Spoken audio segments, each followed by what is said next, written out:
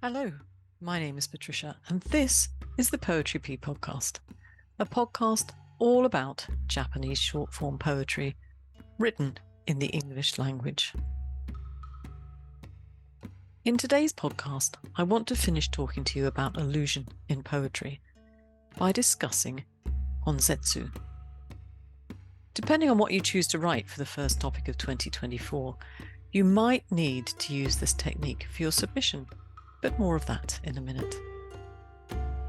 At the end of the podcast, I'll give you some clear instructions for this particular topic. The team and I really hate rejecting work.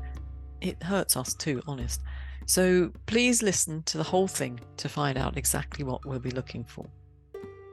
And hopefully because it's interesting. But before I discuss Honzetsu, there are a couple of things to tell you. You might remember last time I said I'd also talk about mitake. Well, I thought the better of it. There'll be enough to think about without adding more to the mix. It might be better to work with mitake when we next look at ekphrastic poetry. And if you're not sure what that means, we have covered it at P Towers before, and you can go and find it in episode 24 of the second series, and there'll be a link in the show notes because it's not that easy to find from the website. I think I also said I'd be reading the Poetry P nominations for the Touchstone Awards this month. But you know what? I forgot that Christmas Day lands on a Monday. And to be honest, I'm going to be hard at work in the kitchen as number one dog's body to my son, who is the chief Christmas chef in our family. So I suppose in one way I did do something right as a mum, didn't I? So I'll read these magnificent pieces as the first podcast of 2024. What a nice way to start the year. We can take a deep breath and relax after all the excitement of the holiday season. So the next podcast, the one with lots of your stupendously good haiku and senryu on the topic of Zoka, will be the last one of 2023. I know. Where has that year gone? Thank you for being with me throughout the year and supporting the podcast. This was an amazing year, one in which we motored along and confirmed our place as the number one English language short form podcast, due in no small measure to all the help you give me. Thank you. So I'm going to ask a favour of you. Do you think you could do 3 more things before the year is out? Could you recommend our podcast to a poet friend? Leave a review wherever you get your podcasts, and I'll leave some instructions for the major podcast platforms, Apple, Spotify, Amazon, and YouTube in the show notes. Other platforms are, of course, available. And if you use other platforms, well, hopefully because you're listening to us, you found us there. Last but not least, could you use your social media platforms, Facebook, Instagram, X, to let poets know that we exist? I could really do with some help from you in the social media area. I find it absolutely exhausting. Thank you. So on with Honzetsu. What is it, and why should we bother using it? Honzetsu is another form of allusive variation. And if you remember last week, we looked at Honkadori, allusive variation of a foundation poem. Well, Honzetsu is allusive variation on a scene from a tale or other prose work. Like Honkadori, there is a long tradition of Honzetsu in Japanese poetry. And Carter gives us this example. Voices weary from lamenting, crickets at the end of day. In sad autumn, who is it that would be off to a mountain home? Voices weary from lamenting, crickets at the end of day. In sad autumn, who is it that would be off to a mountain home? And that's by Niyo Yoshimoto, written in the 14th century, which alludes apparently to a scene from the Tales of Genji, which was written in the 11th century. Now, I'm not going to lie to you, it's on my bookshelf, but has yet to be read. If you've read it, perhaps you'd like to tell me about it. Anyway, as I discovered when researching this form of allusion, it was used more in waka and renga than haiku, and you can find it frequently mentioned as a technique in the writing of no plays. Nonetheless, this is a form of allusion that the English language poets have taken to heart, and today I'm going to read you a number of them. Shall we think of this as a bit of a quiz? I'll read the poetry to you, and you can guess what they allude to. Answers will be in the show notes in a downloadable file, and so will the instructions for this topic. So let's crack on with some contemporary poetry.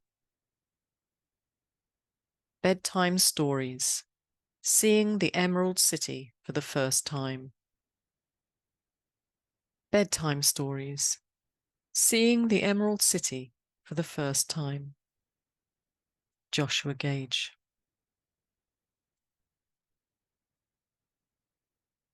Trojan horse. I wait for the signal to spill my secret. Trojan horse.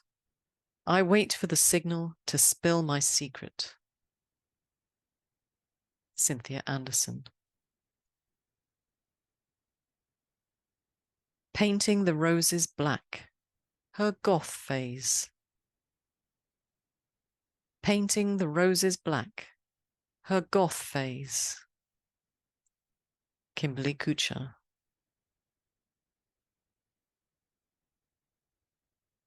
Cancer on remission. The road from La Mancha. Cancer on remission. The road from La Mancha. Bona M. Santos. Heat wave. A tern flies too close to the sun. Heat wave. A tern flies too close to the sun.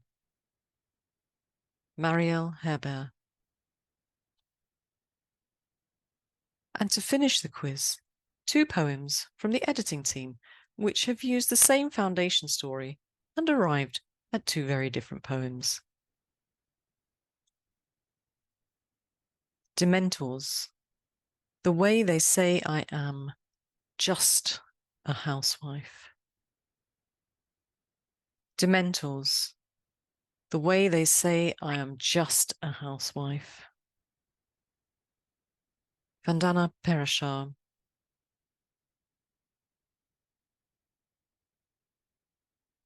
And this from Liam Maguire. 11th birthday. He checks again for owl post. 11th birthday. He checks again for owl post. Liam Maguire. That's it for the quiz. You can email me and tell me how many you got right. But fear not, I have one last poem for you. I'm going to conclude the examples with this scenario from Rowan Beckett, referring back to a character in a book that I absolutely love, Winnie the Pooh by A. Milne. Still friends after all these years. Plush Piglet.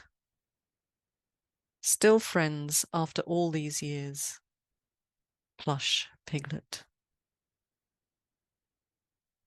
I should say that you can see all the publication citations in the downloadable file. In the introduction to the book, A. Milne says, Pooh is the favourite, of course, there's no denying it, but Piglet comes in for a good many things which Pooh misses, because you can't take Pooh to school without everybody knowing it. But Piglet is so small that he slips into a pocket where it's very comforting to feel him when you're not quite sure whether twice 7 is 12 or 22. What do you think? Shouldn't every child have a plush piglet? Now, even if you haven't read the introduction to the book, surely the Honzetsu, the foundation prose piece, is obvious. Rowan has made it clear that we're not talking about a real piglet. I really don't think you could describe one as plush, could you? No, plush guides us in the direction of a soft toy, and when one thinks of a soft toy called Piglet, well, where else can you go but Winnie the Pooh? Now, I hope you've enjoyed these examples and are inspired to write for our illusion topic in January. The reading period is the 1st to the 15th. So, what would the editing team like to see from you for the Honkadori and Honzetsu topic? Well, the first thing to say to you is that we're looking for Haikai poems, unorthodox poems. Haiku or senryu, doesn't matter.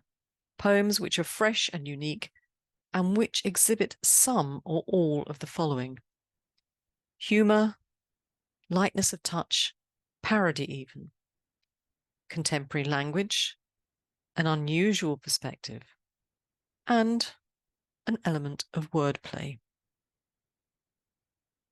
We definitely want you to write haiku or senryu with a contemporary feel. So if you want to write about the following or in the following styles, please do: urban life, science fiction, horror, or speculative poetry in the round. Whatever style suits you within the criteria we specify in our submissions criteria, get on and write for us. We don't mind.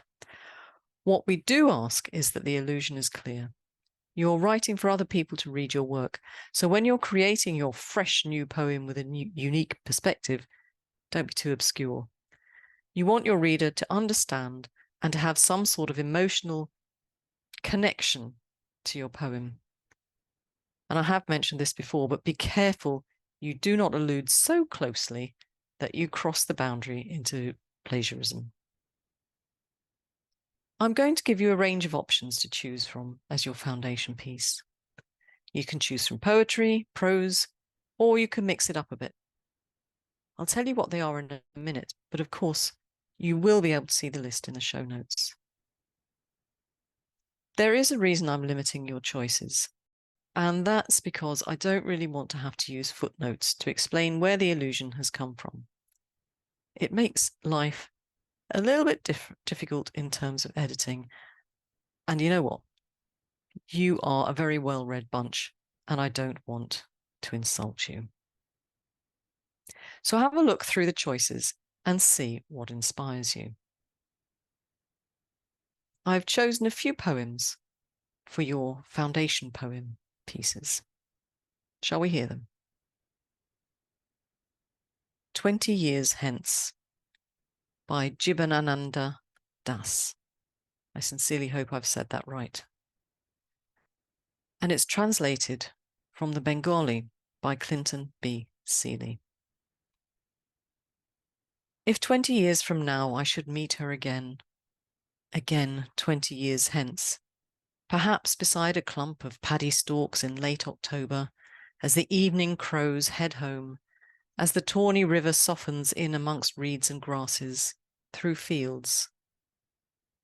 Or perhaps there is no longer paddy standing in fields, no more hustle, no more hurry, chaff is blowing, strewn about from duck nests, from nests of birds. Night, cold, moisture from dew collecting in the homes of munya birds.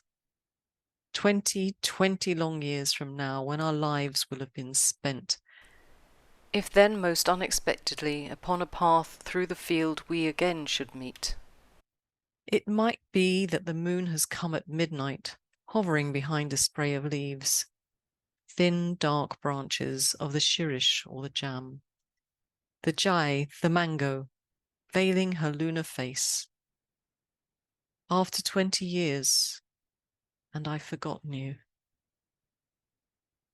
Our lives will have passed full 20 years, and then once more, if we should see each other, then perhaps an owl alights and toddles upon the field, and then through the alleys shaped by babla branches, through the windows formed by the ashvatha, she flies, hides herself away. Elsewhere, quiet as eyelids closing, hawk wings fold. That hawk, a golden gold stalked by the dew. If suddenly, 20 years from now, I should find in that misty haze you. I don't know about you, but to me, this is a poem with the theme of love. Lost love. Das apparently fell in love with one of his cousins, to whom a marriage would be unthinkable. When he did marry, I understand that that marriage was not so successful. And I wonder, when he wrote this poem, was he thinking of the woman he would have liked to have married? Next, I have a poem with a theme of old age and bravado.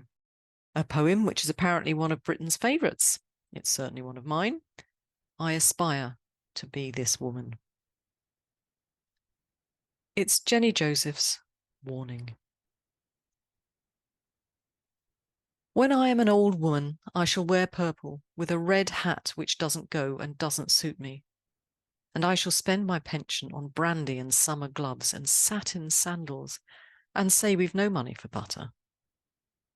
I shall sit down on the pavement when I'm tired and gobble up samples in shops and press alarm bells and run my stick along the public railings and make up for the sobriety of my youth. I shall go out in my slippers in the rain and pick flowers in other people's gardens and learn to spit. You can wear terrible shirts and grow more fat and eat 3 pounds of sausages at a go, or only bread and pickle for a week, and hoard pens and pencils and beer mats and things in boxes. But now we must have clothes that keep us dry and pay our rent and not swear in the street and set a good example for the children. We must have friends to dinner and read the papers. But maybe I ought to practice a little now, so people who know me are not too shocked and surprised when suddenly I am old and start to wear purple. And I have a couple of haiku for you. Now, Honkadori, referring back to short poems such as haiku, is a little bit more tricky, but I've every confidence in you that you can do it. Here's one from Nick Virgilio on the theme of poverty, sadness, and possibly man's inhumanity to man. The blind musician, extending an old tin cup, collects a snowflake. The blind musician, extending an old tin cup, collects a snowflake. Nicholas A. Virgilio from Selected Haiku. Now, Virgilio has not named this blind musician, even though it's possible he knew it. I believe he wrote a lot about scenes and people in his neighbourhood. But he's given us this nameless musician, and in so doing has shown society for what it is. Somewhat heartless, really. We tend to put up barriers between ourselves and things we don't want to be associated with, like poverty, the elderly, mental illness, in case somehow we become tainted by them. Evening seance. The medium's parlour smells of cabbage. Evening seance. The medium's parlour smells of cabbage. Now, for me, the themes of this poem are death and decay. Neubauer has also used our visual and olfactory senses to engage us in this poem, hasn't she? You can't come away from this poem without the smell of cabbage in your nose, can you? Now, prose foundation pieces. I thought it would be interesting to give you a few examples from children's literature. After all, even if we've not read stories to children, we've been children ourselves. So I'm hoping you'll all be familiar with at least one of the options I'm giving you. Just to make sure, I sent out a mailing last week to ask what stories you had enjoyed as children or with your own children. And given that we're such a global bunch, I was surprised to find that there was a core group of favourites. So I've chosen a few of them. Winnie the Pooh, Little Red Riding Hood, and, not surprisingly, any Harry Potter book. Now, I'm thinking that Little Red Riding Hood would be a great opportunity to write horoku, and Harry Potter, what an opportunity for speculative work in the fantasy area. But as I said before, whatever you write, do give it a contemporary feel. So that's it for this week. Thank you for being with me today. I hope you're listening to this in time to be inspired for our January 2024 topic. But if not, check out our reading periods and prompts on our submissions pages. And I know you're going to be able to use these techniques for most of them, and for your poetry submissions in general, whether you write short forms or something a little longer. Join me next week for reading and discussion on the topic of Zoka. We're going to hear who the judges, that's Janice Doppler, Ravi Kiran and M.R. Diffibor, decided to nominate for the judge's choice, and find out why. And of course, there will be oodles of original poetry that you've written. So until then, take care and keep writing. And don't forget, there's a lot of info in the show notes. Do go along and read it. And of course, if there are any questions, you know where to get hold of me. Just email me. Ciao.